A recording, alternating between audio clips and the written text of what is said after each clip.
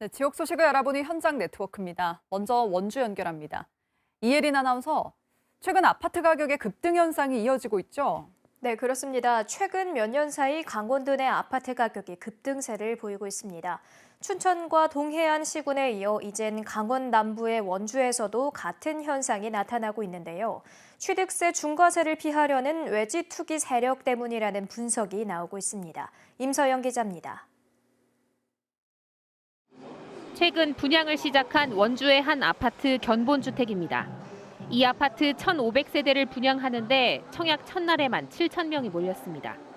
이처럼 원주에서 아파트 거래가 급증하면서 올해 7월 기준으로 강원도 전체 아파트 거래의 3분의 1 이상이 원주에서 이루어졌습니다. 수도권의 부동산 규제를 피하려는 투기 세력이 몰렸다는 분석입니다. 저가 인식이 돼 있는 강원도 지역 중에 수도권에 제일 가까운 지역 쪽으로 몰려서 가격 상승이 이루어진 것으로 보고 있습니다. 실제로 한국부동산원의 강원도 내 주택 거래량을 보면 타시도 주민이 차지하는 비중은 20%대였습니다. 그런데 부동산 규제가 강화된 지난해 갑자기 30%를 훌쩍 넘기더니 지금까지 이런 추세가 이어지고 있습니다. 특히 외지인들이 사들이는 건 주로 1억 원 미만의 아파트입니다. 취득세 중과세를 피할 수 있기 때문입니다.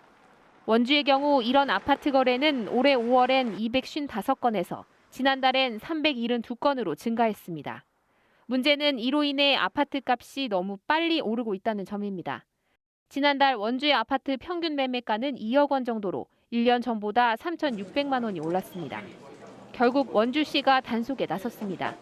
공인중개사들이 직접적으로 다 자율 점검을 해서 불법 행위를 없게끔 하고, 특히 문제가 생기는 지역은 저희가 직접 수시로 현장에 나가서 행정 지도 단속을. 특히 불법 증여나 허위 신고에 대해선 형사 고발이 추진됩니다. 이와 함께 원주시는 부동산 불법 투기 거래를 막기 위해 하반기에도 현장 단속을 강화할 예정입니다. KBS 뉴스 임서영입니다.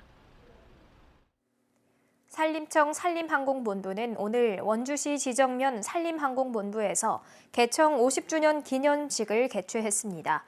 이 자리에선 항공본부의 주요 사업 성과 홍보와 순직자 추모 공간 조성 사업 착수 기념식이 열렸습니다. 항공본부는 1971년 김포공항에서 문을 열었으며 2013년 원주로 이전했습니다. 횡성군은 횡성한우가 올해 대한민국 소비자 신뢰 대표 브랜드 대상에서 대상을 받았다고 밝혔습니다. 이로써 횡성한우는 2008년부터 올해까지 14년 연속 이 행사에서 대상을 수상했습니다. 지금까지 원주에서 전해드렸습니다.